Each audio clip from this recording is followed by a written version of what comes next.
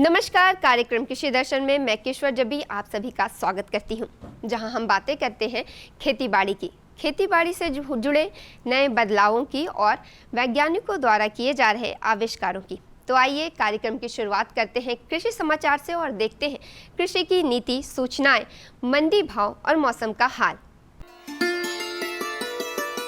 नमस्कार, खबरें खेती में आपका स्वागत है। मैं हूं रूपा। आइए एक नजर डालते आज क्या है खास खबरें खेती में। संरक्षित खेती अपनाएं, ज्यादा मुनाफा पाएं। आने वाले ठंड के मौसम में मछलियों का उचित प्रबंधन करें। उन्नत किस्मों से करें आलू की अगेती खेती। बीते 2 अक्टूबर को पूरे राष्ट्र ने राष्ट्रपिता महात्मा गांधी की जयंती मनाई और बापू को याद किया। इस अवसर पर बिहार सरकार के कृषि विभाग का भी कार्यक्रम फुलवारी शरीफ स्थित बामेती सभागार में संपन्न हुआ, जिसमें बापू की प्रतिमा का अनावरण एवं बापू कक्ष सभागार का उद्घाटन कृषि विभाग के सचिव डॉक्टर एन सरवन कुमार ने किया। कृषि सचिव ने कहा कि बापू गांव को समृद्ध बनाना चाहते थे। गांव की समृद्धि किसानों की समृद्धि के बिना असंभव है। 2 अक्टूबर को ही पूर्व प्रधानमंत्री लाल बहादुर शास्त्री की भी जयंती मनाई गई, जिन्होंने जय जवान जय किसान का नारा दिया था। कृषि सचिव ने कृषि विभाग के तमाम अधिकारियों को से बापू एवं शास्त्री जी के किसानों को लेकर देखे गए सपनों को सच करने के लिए हर संभव सहायता करने की अपील की है। जैसे महात्मा गांधी जी ने कहा, उसी समय असली भारत तो गांव में रहता है, असली भारत तो गांव में रहता है। और लाल बहादुर शास्त्री जी ने तो ऐसा नारा दिया, जय जवान जय किसान। और जो ग्रीन रेवोल्यूशन का काम हुआ उस पीरियड में ही स्टार्ट हुआ। उसी के चलते जो कृषि के क्षेत्र में, खाद्यान्न के उत्पादन के क्षेत्र में एक आत्मनिर्भरता हासिल करने में देश सफल हुई है। किसान भाइयों, जलवायु परिवर्तन और मानसून की अनिश्चितता के इस दौर में जरूरत है कृषि में ऐसी नई तकनीकों का प्रयोग किया जाए जिससे ऑफ सीजन में भी खेती का कार्य चलता रहे और पारंपरिक तरीकों से खेती की तुलना में उत्पादन भी अच्छा मिलता रहे। ऐसी ही एक तकनीक है संरक्षित खेती। संरक्षित खेती नए युग की एक ऐसी नवीनतम कृषि प्रणाली है जिसके माध्यम से किसान फसलों की मांग के अनुसार वातावरण को नियंत्रित करते हुए फसल उत्पादन कर सकते हैं। नेट हाउस या ग्रीन हाउस तकनीक के माध्यम से फसलों को अत्यधिक तापमान से बचाया जा सकता है। साथ ही ये तकनीक पौधों के लिए हवा एवं मिट्टी की नमी को बनाए रखने में मदद करता है। ऐसे संरचना का उपयोग अत्यधिक धूप, ठंड, तेज हवा एवं कीटों से फसलों के संरक्षण के लिए किया जाता है। संरक्षित खेती दरअसल सुरक्षित खेती है जिसके माध्यम से ऑफ सीजन में भी अनाज, सब्जियों, फलों एवं फूलों की खेती संभव बनाई जाती है।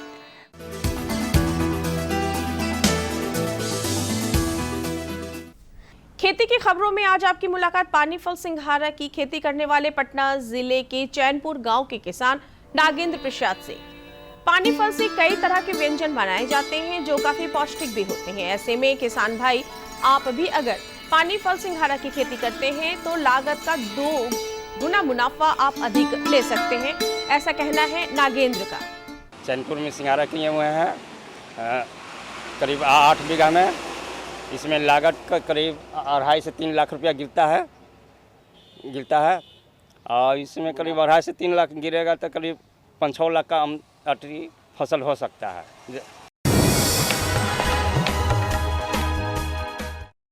मत्स्य पालक किसान भाइयों, ठंड का मौसम शुरू होने वाला है। ऐसे में आप मछली पालन पर विशेष ध्यान दें। तालाब में पानी से लेकर मछलियों के आहार प्रबंधन में गड़बड़ी होने से मछलियों के मर जाने का खतरा काफी बढ़ जाता है। ऐसी स्थिति में आपको आर्थिक नुकसान सहना पड़ता है। मछलियाँ नाजुक जलचर मानी जाती हैं, मौसम की मार नहीं सह पाती। अधिक ठंड के मौसम में मछलियाँ अपना पूरा आहार नहीं ले पाती हैं। साथ ही धूप नहीं निकलने या कम निकलने के कारण तालाब में ऑक्सीजन की भी कमी हो जाती है। इसलिए ठंड के मौसम में अन्य दिनों में दिए जाने वाले आहार की मात्रा को आधी कर दें, क्योंकि बचा हुआ भोजन सड़कर तालाब को गंदा कर सकता है। तालाब में पानी का लेवल हमेशा बनाए रखें। पंगेसियस मछली के मामले में थोड़ी ज़्यादा सावधानी की ज़रूरत पड़ जाती है, इसलिए 2 से 3 दिन के अंतराल पर तालाब का लगभग आधा पानी बदल दिया करें। किसान भाइयों, आलू की अगेती खेती की तैयारी अधिकतर किसान शुरू कर चुके होंगे। बेहतर उत्पादन के लिए अगेती आलू की उन्नत किस्मों का प्रयोग करें, क्योंकि अगेती आलू की कई नई किस्में भी आ गई हैं। कृषि वैज्ञानिक आलू की अगेती खेती के लिए कुर्फी नीलकंठ, कुर्फी चंद्रमुखी, कुर्फी खयाती और कुर्फी अशोक के उपज के नजरिए से उन्नत प्रभेद मानते हैं। आइए अब एक नजर डालते हैं मंडी के ताजा भाव पर। राजधानी सहित प्रदेश की विभिन्न मंडियों में आज चावल और गेहूं के ताज़ा भाव उतार चढ़ाव के बाद कुछ इस प्रकार स्थिर हुए। सोनम चावल 4,000 रुपये प्रति क्विंटल, मंसूरी चावल 3200 से 3500 रुपये प्रति क्विंटल, गेहूं लोकल 2600 रुपये प्रति क्विंटल, गेहूं MP 3600 रुपये प्रति क्विंटल और सरवती गोल्डन गेहूं 3800 रुपये प्रति क्विंटल। चलते चलते किसान भाइयों, आप देखिए मौसम का पूर्वानुमान और कृषि संबंधित कार्यों की दी गई सलाह पर अमल कीजिए। मौसम विज्ञान केंद्र पटना के अनुसार आसमान में आंशिक बादल छाए रहेंगे और प्रदेश में छिटपुट माध्यम बारिश होने की संभावना बताई गई है। अधिकतम तापमान 30 से 34 डिग्री सेल्सियस, जबकि न्यूनतम तापमान 22 से 25 डिग्री सेल्सियस के आसपास बने रहने की संभावना है। दलहन उत्पादन करने वाले किसान अपने खेत तैयार करना शुरू कर दें। किसान भाइयों को ये भी सलाह दी जाती है कि वे फूल गोभी या पत्ता गोभी की रोपाई शुरू कर दें। तो किसान भाइयों, इसी के साथ अब वक्त हो चला है एक छोटे से विराम का। विराम के बाद हम जल्द लौटेंगे, आप बने रहें हमारे साथ। अरे भाई, सुना नहीं क्या? केसीसी ने किसानों का जिंदगी बदल दिया है। देश के छोटे किसान 1,60,000 रुपये तक का कर्ज बिना किसी गारंटी को ले पाएंगे। ब्याज खोरों से भी पीछा छूटा। मैं तो जैविक खेती का पूरा सामान मंगा लिया। केसीसी का भी कोई दबाव नहीं है। ब्याज चुकाने के लिए पूरा 1 साल मिलता है। समय पर भुगतान करने पर केवल 4% के सालाना ब्याज पे लोन मिल गया मुझे। अपना आधार कार्ड, लेटेस्ट फोटो और जमीन के कागजात लेके अप्लाई करो बस। और नामांकन भरने के लिए जेब भी ढीली नहीं करनी पड़ी।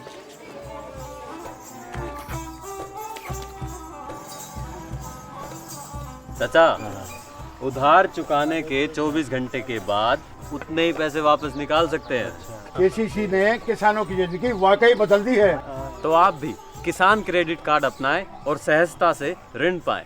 दूध का हमारे दैनिक जीवन में काफ़ी महत्वपूर्ण स्थान है। इससे बनने वाले उत्पाद हमारे स्वास्थ्य के लिए भी काफ़ी उपयोगी होते हैं, इसीलिए इसकी मांग भी हमेशा बनी रहती है। तो किसान भाइयों, आइए आज हम जानते हैं कि स्वच्छ दुग्ध उत्पादन कैसे करें, साथ ही साथ इसके मूल्य संवर्धन से किसान भाई अपनी आमदनी कैसे बढ़ाएं। तो आइए इसके लिए आपकी मुलाकात कराते हैं हमारे कृषि विशेषज्ञ डॉक्टर सुषमा कुमारी से। नमस्कार दर्शकों, कृषि दर्शन प्रोग्राम में मैं रूपम त्रिविक्रम आप सभी का बहुत बहुत स्वागत करती हूँ। कृषक बंधुओं, जैसा कि आप जानते हैं कि स्वच्छ दूध की बहुत आवश्यकता होती है और स्वच्छ दूध हो तो उसका उचित मूल्य भी आपको मिलना चाहिए। अब सवाल ये उठता है कि स्वच्छ दूध कैसे आप समझेंगे कि ये दूध स्वच्छ है और मूल्य आपको कैसे मिलेगा। बिल्कुल, ये प्रश्न आपके मन में चल रहा होगा। तो चलिए इन प्रश्नों के जवाब को तलाशने के लिए और स्वच्छ दूध से आपका मूल संवर्धन कैसे किया जाए, आपकी आमदनी को 2 गुनी से 3 गुनी, 3 गुनी से 4 गुनी कैसे बढ़ाई जाए, इस विषय पर चर्चा करने के लिए हमारे साथ जुड़ चुकी हैं डॉक्टर सुषमा कुमारी जी। आप सहायक प्राध्यापक एवं प्रमुख हैं, साथ ही आप पशुधन उत्पाद प्रौद्योगिकी विभाग, बिहार वेटनरी कॉलेज पटना में पदस्थापित। बहुत बहुत स्वागत है आपका हमारे कार्यक्रम में सुषमा। धन्यवाद। सबसे पहला जो हमारा प्रश्न है डॉक्टर सुषमा जी कि स्वच्छ दूध क्या है?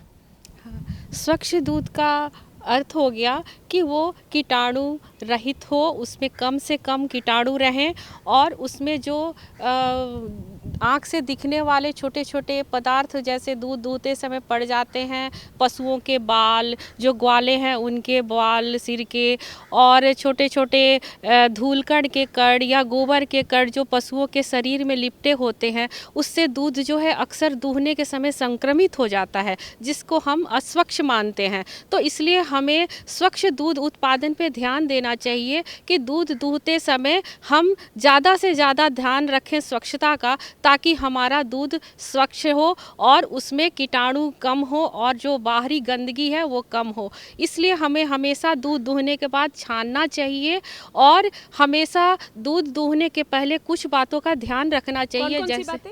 जैसे कि थन जो है वो अच्छी तरह से दूहने के पहले गाय या भैंस का धो लेना चाहिए, कोशिश करनी चाहिए हल्के गर्म पानी से साफ़ करें। और जो आसपास के एरिया हैं जहाँ पे दूध को दूहा जाता है, जानवरों को खड़ा करके, उसको बार्न एरिया बोलते हैं, उसको करीब 1.5 से 2 घंटे पहले वहाँ सफाई कर लेना चाहिए। अगर हम तुरंत दूध दूहने के पहले वहाँ सफाई करेंगे तो हवा में वो धूलकण जो है वो तैरते रहते हैं और दूहने के प्रक्रिया के समय वो बाल्टी में गिर सकते हैं और हमारे दूध को अशुद्ध कर सकते हैं। तो इसलिए हमें ध्यान रखना चाहिए कि 1.5-2 घंटे पहले उस एरिया की पूरी तरह सफाई हो जानी चाहिए। फिर जो हमारे पशु हैं उनको भी हल्के से ब्रशिंग करके झाड़ के साफ़ कर लेना चाहिए और दूहने के थोड़ी देर पहले हमें गर्म पानी, हल्के गर्म पानी जिसको ल्यूकवार्म वाटर बोलते हैं, उससे थन को धोना चाहिए। जो ग्वाला दूध दूहने जा रहा है, एक मेरे मन में सवाल है डॉक्टर सुषमा जी कि आपने पशु को धोने की बात की, उसके थन को धोने की बात की, तो क्या सिर्फ हल्के गर्म पानी से या उसमें कोई किसी तरीके का डिटर्जेंट या कोई इस तरीके की बात?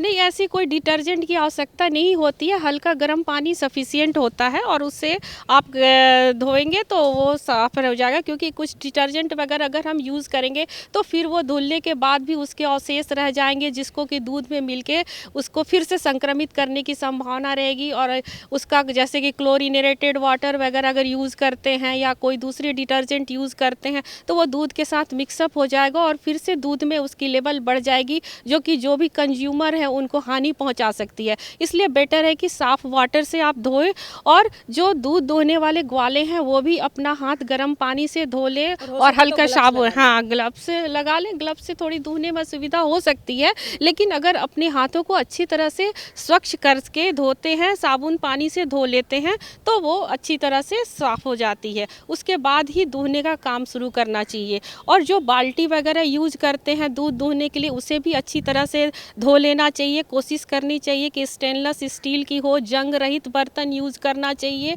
और उसमें दूध दूहने के तुरंत बाद हमें उसे कीटाणुओं की संख्या को कम करने के लिए तुरंत रेफ्रिजरेशन करना चाहिए। इस बात पे ध्यान देना चाहिए कि हमें तुरंत उसे बांटने के बाद अगर हम उसको गर्म नहीं करते इमीडिएटली तो हमें रेफ्रिजरेटर में डाल देना चाहिए। 4 डिग्री सेंटीग्रेड या उससे नीचे हमें रखना चाहिए दूध, ताकि जो कीटाणु है उसमें फिर से जल्दी उसमें ग्रोथ ना हो सके।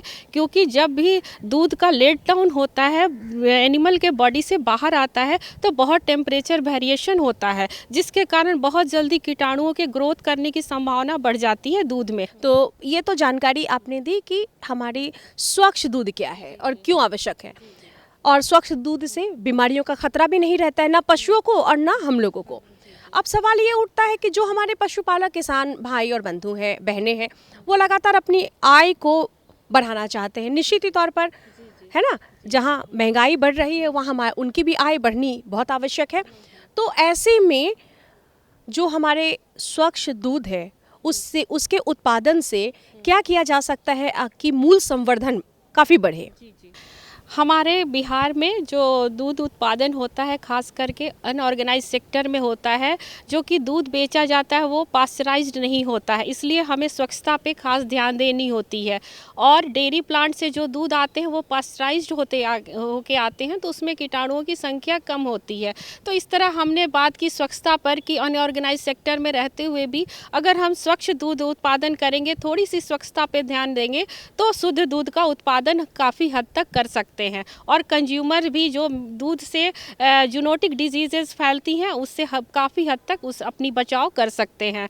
और ये कि जो कृषक बंधु हैं, जो दूध उत्पादक हैं, वो अपनी आय कैसे बढ़ा सकते हैं, इस पे मैं कुछ बातों पे ध्यान देना चाहूँगी कि जो हमारे कृषक बंधु हैं, अगर वो शुद्ध दूध बेचकर काफ़ी मुनाफा उन्हें लगता है कि वो नहीं कमा पाते हैं, तो वो मूल्य वर्धित पदार्थ का उत्पादन कर सकते हैं। दूध का मूल्य संवर्धन करके जैसे कि पनीर बना सकते हैं, खोआ बना सकते हैं, दही बना सकते हैं, और भी बहुत सारी मिठाइयाँ जो छेना से बनाई जाती हैं उसको उस रूप में परिवर्तित करके मार्केट में बेचा जा सकता है, उसकी पैकेजिंग की जा सकती है। और हम जो मिलावट करके अपना मुनाफा कमाना चाहते हैं, इस पर ध्यान ना देते हुए जहां हम अपनी आय बढ़ाना चाहते हैं तो हमें जोर देना चाहिए कि हम शुद्ध दूध का उत्पादन करें और उन्हीं शुद्ध दूध से शुद्ध उसके परिवर्तित पदार्थ बनाएं, जिसको कि मूल्य वर्धित पदार्थ, वैल्यू एडेड प्रोडक्ट बोलते हैं। इस वैल्यू एडेड प्रोडक्ट में भी बहुत सारे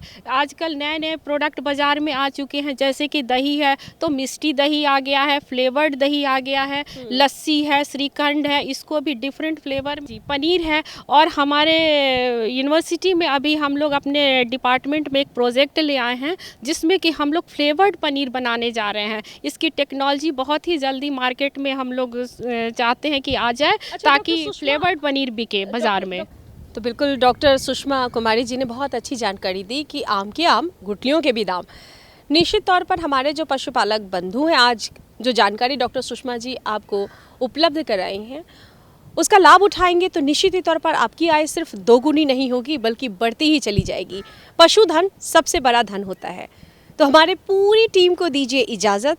नमस्कार। अगले अंक में हम फिर किसी नए विषय के साथ आपके समक्ष उपस्थित होंगे। तो किसान भाइयों, अभी आपने जाना कि स्वच्छ दुग्ध उत्पादन कैसे करें और अपने आय में वृद्धि कैसे करें। आइए इसी के साथ अब आपको कार्यक्रम के अगले भाग में लिए चलते हैं, जहां हम जानेंगे कि सरसों की वैज्ञानिक खेती कैसे करें। और इसके लिए हमारे साथ मौजूद हैं हमारे कृषि विशेषज्ञ डॉक्टर शिव प्रसाद सिन्हा। किसान भाइयों नमस्कार। कार्यक्रम कृषि दर्शन में आप सभी का बहुत बहुत स्वागत है। किसान भाइयों, आज हम बात करेंगे पीला सरसों की खेती के बारे में। पीला सरसों एक महत्वपूर्ण तिलहनी उत्पाद है जिसका खेती करके आप ज़्यादा से ज़्यादा आय अर्जित कर सकते हैं, वह भी कम समय में। तो पीला सरसों की खेती क्या करें, कैसे करें और किस तरह खेत की तैयारी करें, कौन से उन्नत किस्म का चयन करें, इस बारे में विस्तृत जानकारी देने के लिए आज हमारे साथ है पूर्णिया कृषि विश्वविद्यालय के वरीय वैज्ञानिक डॉक्टर शिव प्रसाद सिन्हा जी, जो हमें बताएंगे कि पीला सरसों की खेती कैसे करें ताकि आपका ज़्यादा से ज़्यादा अच्छा उत्पादन हो। तो डॉक्टर साहब, सबसे पहले आप हमारे किसान भाई को बताएं कि जब पीला सरसों की खेती करने कोई किसान अगर जा रहे हैं तो उनके कौन से उन्नत भेदों का चयन करें और खेत की तैयारी कैसे करें। किसान भाई, पीला सरसों की खेती के लिए सबसे पहली बात है कि उन्नत प्रभेदों का चयन करें। तो उन्नत प्रभेदों में हमारा जो है 3 प्रभेद बहुत ही अच्छी है, उस तीनों में से किसी का भी आप किस्म का चयन कर सकते हैं। तो पहला प्रभेद है आपका 66-197-3 और दूसरा प्रभेद है राजेंद्र सरसों और तीसरा प्रभेद है स्वर्णा। ये तीनों का हम लोग किसी भी प्रजाति तीनों में मिले इसकी खेती के लिए हमारे लिए उपयुक्त है और इसकी खेती हम कर सकते हैं। किसान भाई, पीला वाला जो सरसों है हमारा, इसके लिए वो उचित समय हमारा 10 अक्टूबर से लेकर के 25 अक्टूबर तक सबसे उपयुक्त समय। तो किसान भाई 10 अक्टूबर से लेकर 25 अक्टूबर तक इसकी बुआई हम विधिवत कर सकते हैं। और किसान भाई, जैसा आप सभी जानते हैं कि ये चूँकि महीन दाना होता है इसमें सरसों का, इसलिए इसके लिए जो खेत की तैयारी करनी होती है ये बड़ा महीन ढंग से करनी होती है। तो इसके लिए हमको मिट्टी पलटने वाले हल से एक जुताई कर लें, इसके बाद डिस्क खैरों से या कल्टीवेटर से 3-4 चास कर लें और हर एक चास के बाद पाटा चला लें। और पाटा चलाने से आपका जो है ज़मीन समतल हो जाएगा और ढेला भी टूट जाएगा। चूँकि ये महीन दाना है इसलिए इसमें ढेला नहीं रहना चाहिए। इसके लिए जो एकदम महीन सीड बेड तैयार करना है, बीज सैया महीन तैयार करना है। तो महीन से बीज सैया तैयार करना है और ध्यान रखना है कि बुआई से पूर्व खेतों में बड़ी अच्छी नमी होनी चाहिए। बढ़िया नमी होगा तब अंकुरन अच्छा होगा। तो इसके लिए आपको जो है अच्छी तरह से खेत की तैयारी करें और तैयारी करने के बाद, खेत की तैयारी करने के बाद किसान भाई देखेंगे कि बीज जो लेंगे उस बीजों का उपचार जरूर करें। और किसान भाई उपचार दो तरीके से करेंगे। पहला तरीका है कि फफूंद नाशी दवा है कार्बेंडाजिम, जो बाजार में बेविस्टिन के नाम से आता है। तो इस कार्बेंडाजिम दवाई का 2.5 ग्राम दवाई प्रति किलोग्राम बीज की दर से उपचारित कर लेंगे। ऐसा उपचारित करने से जो फफूंद जनित रोग है उससे हमारा निदान हो जाएगा। क्योंकि बीज जनित जो रोग रहता है उसमें अमूमन फफूंद जनित रोग रहता है बीज में, तो उस रोगाणुओं का अंत हो जाएगा और उससे उपचार कर लें बुआई से 24 से 36 घंटा पर। तो सर, आपने जो उपचार और किस्म के चयन के बारे में विस्तार से जानकारी दी। अब आप हमारे किसान भाइयों को उर्वरक प्रबंधन और पोषण प्रबंधन के साथ साथ सिंचाई और खरपतवार नियंत्रण के बारे में भी जानकारी दें, ताकि हमारे किसान भाई को अच्छा उपज प्राप्त हो। जी किसान भाई, हमारे लिए जो बुआई के समय में ध्यान रखें कि बुआई जो किया जाएगा उसमें कतार से कतार की दूरी 25 सेंटीमीटर रखी जाएगी और पौध से पौध की दूरी 10 सेंटीमीटर रखी जाएगी। और इसके लिए किसान भाई सबसे पहले उर्वरक प्रबंधन पे ध्यान देंगे कि जो हमारा सिंचित फसल है, दो तरह से लेते हैं किसान भाई जनरली, सिंचित और असिंचित। लेकिन सिंचित जब लेते हैं जिसमें ज़्यादा उत्पादन होता है, तो सिंचित फसल के लिए जो उर्वरक का डोज है वो हमारा 80, 40 और 40। तो इस तरह से किसान भाई 80 देंगे नेत्रजन, तो 80 किलो नेत्रजन का 40 किलो नेत्रजन बुआई से पूर्व मिट्टी में मिला देंगे। और बाकी जो 40 किलो नेत्रजन जो बचा, उस 40 किलो नेत्रजन का हम लोग पहली सिंचाई जो करेंगे, पहली सिंचाई करने के 2 दिन बाद वो परिवेशन कर देंगे। और वो जो हमारा पूरा फॉस्फेट और पूरी पोटास की मात्रा, यानी 40 किलो फॉस्फेट की मात्रा और 40 किलो जो है पोटास की मात्रा, वो हम लोग बुआई के समय मिट्टी में ही मिलाएंगे और आधारीय रूप से देंगे। और उसमें यदि हम ध्यान रखें किसान भाई कि जो फॉस्फेटिक फर्टिलाइज़र जो है, जो स्फुरजनित फर्टिलाइज़र है, वो यदि हम सिंगल सुपर फॉस्फेट के रूप में लें तो ज़्यादा अच्छा है, क्योंकि उसमें सल्फ़र भी है। और हमारे सल्फ़र उर्वरक का, हमारे तेल का जो फसल है उसमें उसका बहुत ज़बरदस्त योगदान है। क्योंकि जो सल्फ़र जो गंधक जो तत्व है, ये तेल बनाता है पौधों में, तो इसलिए सल्फ़र जनित उर्वरक का व्यवहार करें तो ज़्यादा अच्छा है। तो इसके लिए किसान भाई 40 किलो स्फुर की जो बात आएगी तो 250 किलोग्राम सिंगल सुपर फॉस्फेट दे देंगे, तो हमारा सल्फ़र की भी पूर्ति हो जाएगी। तो इस तरह से किसान भाई उसका उपयोग करें। और जहाँ पे जिंक की कमी हो तो किसान भाई 8 से 10 किलोग्राम जिंक प्रति एकड़ या 10 से 25 किलोग्राम जिंक सल्फेट प्रति एकड़ की दर से खेतों में डालेंगे जुताई के समय। और जो जिंक सल्फेट है इसका हम लोग किसान भाई जो 21 से 22% वाला जिंक सल्फेट आता है, इसको किसी उर्वरक के साथ नहीं मिलाएंगे। तो इस तरह से किसान भाई जिंक सल्फेट का इस्तेमाल करेंगे। जहाँ पे जिंक की कमी हो खेत में, जिसका मिट्टी जांच हो गया होगा, पता चल गया होगा कि जिंक की कमी है, तो उसमें जिंक डालना बहुत ज़रूरी है। तो इस तरह से किसान भाई उर्वरक प्रबंधन करेंगे। और ध्यान रखेंगे किसान भाई कि बुआई करें, बुआई के करीब 20 दिन के बाद उसका थिनिंग जरूर करें, जिसको हम लोग बछनी कहते हैं हिंदी में। तो बछनी जरूर करेंगे। और बछनी करने से क्या फ़ायदा है कि जो ज़्यादा पौधा है, ज़्यादा पौधे की मात्रा है, तो वो पौधा कम जाएगा। और 25 कतार से कतार 25 सेंटीमीटर और पौध से पौध की दूरी 10 सेंटीमीटर रखेंगे।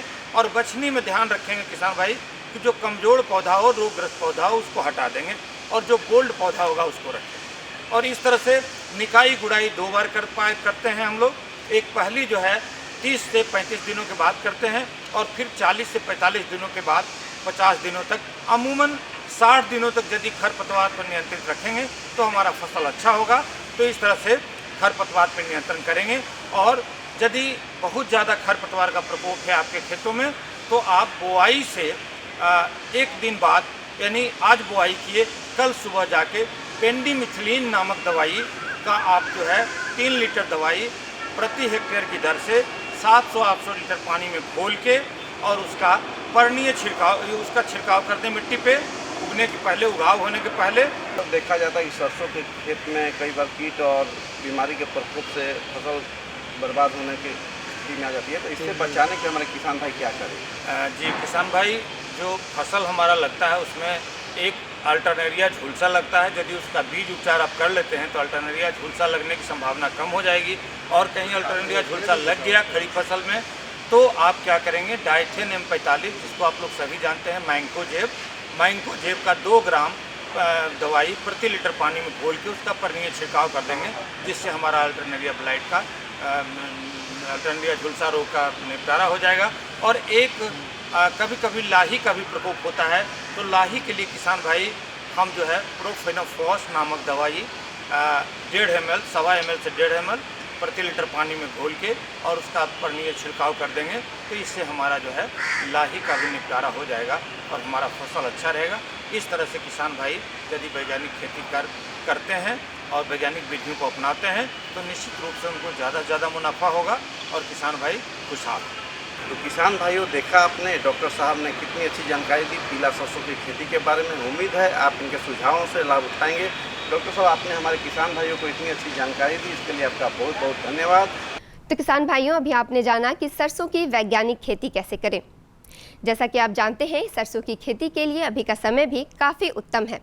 तो अगर आप सरसों की खेती करना चाहते हैं तो हमारे द्वारा दिए गई जानकारियों का लाभ उठाकर जल्द से जल्द सरसों की बुआई कर लें। आज की कड़ी में बस इतना ही। अगले अंक में कुछ ऐसी ही और जानकारियों के साथ हम आपसे फिर से करेंगे मुलाकात। तब तक के लिए मुझे दीजिए इजाज़त। नमस्कार।